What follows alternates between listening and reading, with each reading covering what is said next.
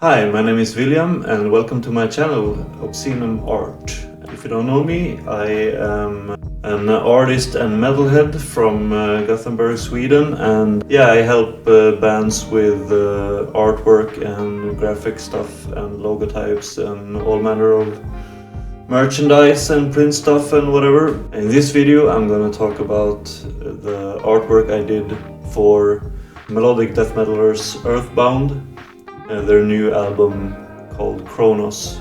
So Earthbound approached me early 2023 with some ideas for the cover art, and they provided some AI generated idea sketches, mainly for the color theme, which was kind of different, as you can see, for a death metal band. It was a bit of a challenge to come up with the cover art, considering the color scheme and stuff, but it was a really fun challenge. This project was mainly the cover art itself. In addition to the main cover art, I did 3 digital singles and the art direction and layout of the physical CDs, plus an album t-shirt, a t-shirt based on the album artwork. So let's go through the process. Here are some early sketches, which was maybe kind of a bit too much horror for their taste, but they liked the middle one a bit, so we continued discussing and developing that idea. I really thought this was cool as well. They went with this one, which was a good idea, good concept for their themes, so it was very important that it reflected their ideas and their concept for the lyrical themes of the album. Here's a screenshot of the mood board I created. You can see there's all kinds of things here. Beksinski, some Per Olofsson, which I really like, is quite a legendary Swedish album artist. Yeah, and overall some fancy. You can see also here the A is very small, but the AI generated the colors. And then I just, I just sit on Google and Pinterest and find whatever cool artworks I find that speaks to me and seems fitting for the project. I developed the second sketch with some minor variations which the bands responded to positively. However, I didn't personally like the composition, as it was a bit too symmetrical and head-on, which I just felt was a bit generic and boring. Because previously I felt like a lot of the times I just did artwork just straight on and very symmetrical, and it can get kind of stiff almost. Yeah, so I wanted to challenge myself to do something a little bit more dynamic. So I checked some artwork, and I think I drew inspiration of this one, this piece here. If you can see, it's quite small, but I think you can see the similarities from Per Olofsson. Yeah, I wanted a more dynamic composition, which I felt that I achieved, and was able to include some storytelling with the elements requested by the band, such as the third eye and the scales. So here's a bit of the progress of adding some different elements, finding a good composition, and I think it was quite full of energy, and I liked it. And here's some more progress shots.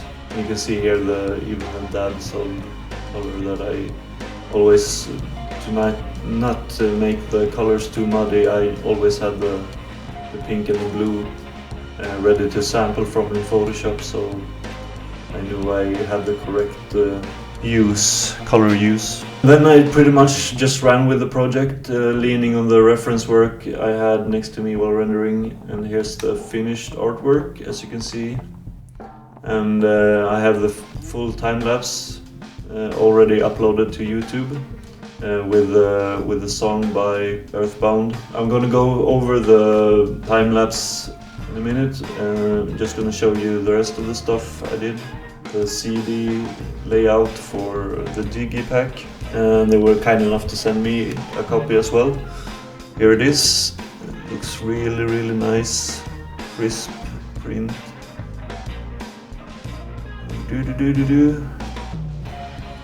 Background. Looks really nice as well, almost like it's kind of glowing or something, but it's not, but it looks nice. I was happy with that. Yeah, here's the inside with the CD. And really coherent and is that the right word? I don't know, but yeah, everything fits together really nice and looks really nice, and yeah, I'm happy with how it came out. Yeah, I also did the single artwork, which were only used for the digital single releases, but was cool. Different symbols for each song, and yeah, that's where we discussed a bit what kind of style for the symbols and what symbols to use, and they wanted kind of like an older kind of illustration, so I didn't illustrate these. I just took non-copyrighted old artwork and added it in Photoshop and did some cover stuff. So it came out pretty nice. And also the t-shirt, which is main artwork, but kind of cut out the middle part and did a cool kind of black border. Just they also sent me one of these. Came out really nice. How do I? Yeah, like this. Screen printed, really bright colors. Looks really nice. Yeah, there we go. So thanks for the free merch, guys. Yeah, it was quite a big project, but I think the final result was really good. The band are really happy with it, and they apparently have gotten some good feedback from fans and stuff, so I'm really happy to be a part of this project. So yeah, make sure to check them out if you haven't already. Give me a like and a comment if you want to see more of this stuff, or and of course, if you have any questions, put them in the comments. Here's the new thing I was gonna try. Instead of just putting the time lapse with the music, and I have already done that, so it's already up on my channel. I'm gonna play the time lapse, and I'm gonna do some commentary on top of it, and we'll see how it goes. Because my reasoning is that if I can analyze my own workflow and share my own thoughts and ideas behind the design, it will help me think more critically about my own creative process, and I think maybe you will get some value out of it as well. If you are into creating your own art, drawing or doodling or painting with oils or whatever, I think the illustration work in theory is pretty much the same. Either way, you have to have an eye for it, basically. But yeah, I'm not gonna talk about it anymore. I'm just gonna press play, and I'm gonna go through the time lapse. So here I've sped it up to, I think the whole video is okay. It's 6 minutes, so it's quite fast. I think the colors are a bit wrong here. I don't know why I started in kind of gray-green, but I'm gonna adjust them eventually. So a big part here in the video in the artwork is the foreground, the middle ground, and the background. And as you can see, the little dude and the hand is the foreground, and the big dude, or the judge or whatever he is like the middle ground. And then if I'm critiquing myself, maybe the background is a bit too vibrant and strong, but I mean, it works. I think metal artworks should be a little bit over the top and intense. It's kind of part of it. Usually in illustration you want a clearly defined foreground, middle ground and background, so you can get some nice depth.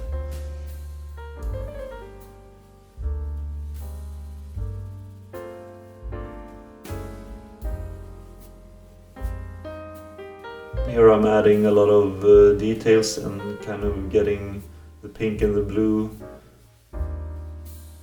mixed all over the illustration to make it a bit more interesting. And you know, since I opted to go for the pink as a foreground color because pink is a very warm, hot pink, warm color.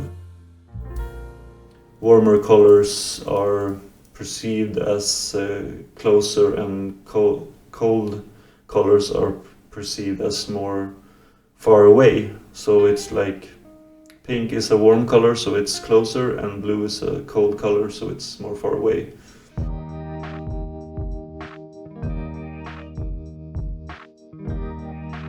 And yeah, considering the light sources, of course, have some bright light behind the dude,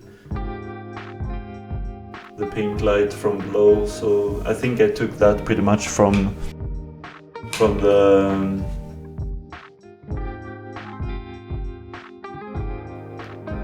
it's pretty much the same as from Per Olofsson, the same lighting setup. I'm still learning a lot with regards to illustration and painting, so if you can, I think it's always good to reference better artists, basically, and find how they find the solutions to different issues that you are also experiencing. And lighting is one of the biggest parts of illustrating.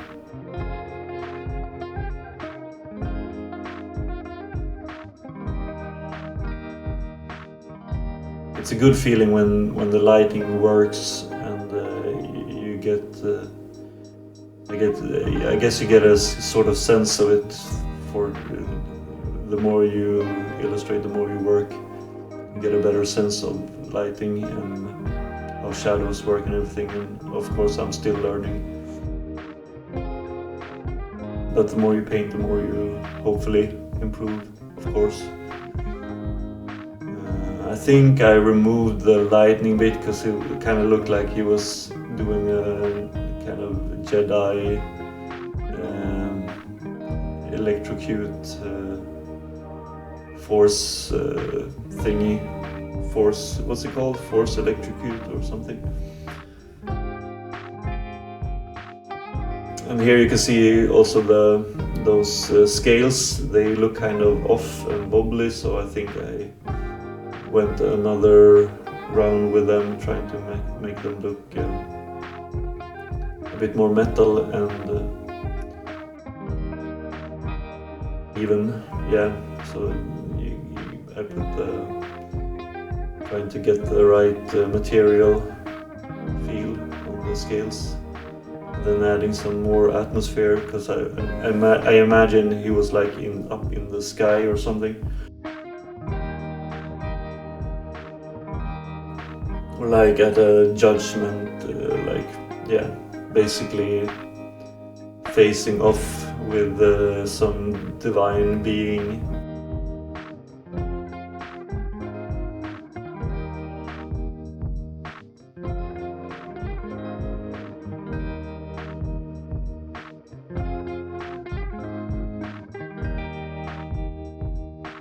Refining the dude a bit, making sure he's floating okay. And as you can probably see, I'm constantly flipping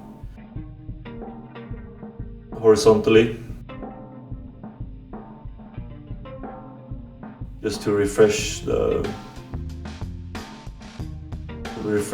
my eyes, so I'm not too lopsided. Because if you don't flip the canvas all the time, you miss out on some of the details, and your brain can play tricks on you, so that's not good. Anyway, thanks for watching. I hope you have had a nice holidays, some days off, and hope you will have a really good 2025. And I'm gonna try to do some more uploads, and make sure to like and subscribe. Cheers, have a nice day. See ya.